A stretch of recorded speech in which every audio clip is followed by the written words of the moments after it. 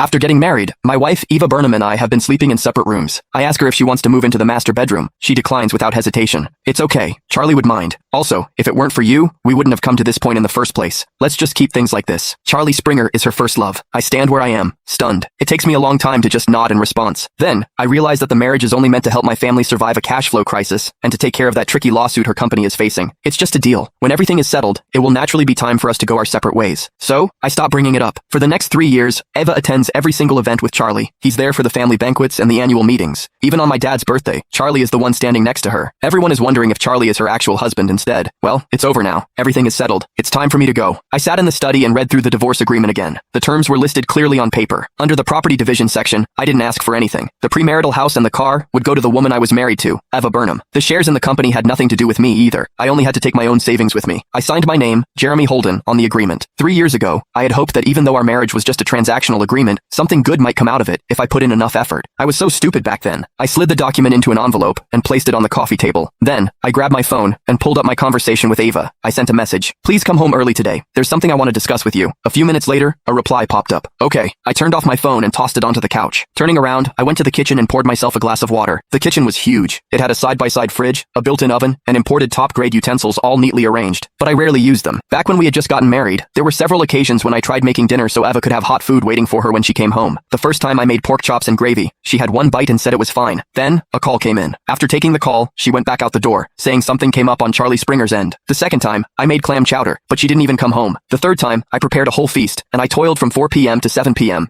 Eva came back this time, but with Charlie in tow. The two were chatting as they entered the house. When Eva saw the feast on the table, she was stunned for a moment. Then she said, "We already have plans to eat out." Standing behind her, Charlie looked at me and smiled. That must have been a lot of work. Even now I felt my stomach churning when I recalled that smile. After that, I never made any meals. The clock struck 7, but Eva didn't come home. At 8 p.m. she still wasn't home. It was already 9 p.m. when I received a notification. I glanced at my phone. It was a message from Eva. Something came up with Charlie, so I'll be home late. Go get some sleep. Don't wait up. I stared at the message for a long time. There it was again. Go get some sleep. Don't wait up. I had gotten quite familiar with those words over the past 3 years. Every time it happened, it always had something to do with Charlie. There was always something going on with Charlie, and Eva always had to do something about it. She had to be there for him when he got sick, got upset, moved houses, and even when he got a cat. Once, Charlie was craving cakes from a bakery on the other side of the city. Eva drove 40 minutes just to get those cakes. Then, she brought them to his apartment and only went home when he had finished eating. It was already 1 a.m. by then. I had asked her, "Did you have dinner?" She had replied, "Yes, at Charlie's place." After that, she took a shower and went straight to the study. I should have figured it out that day, but I didn't. I thought that since we were married, we should give each other some time. Maybe one day, Eva would realize that I wasn't too bad after all. Maybe if I did well enough, she could find it in herself to turn around and focus on our marriage for once. Now that I thought about it, if she never cared about me, everything I did, no matter how well I did it, would be in vain.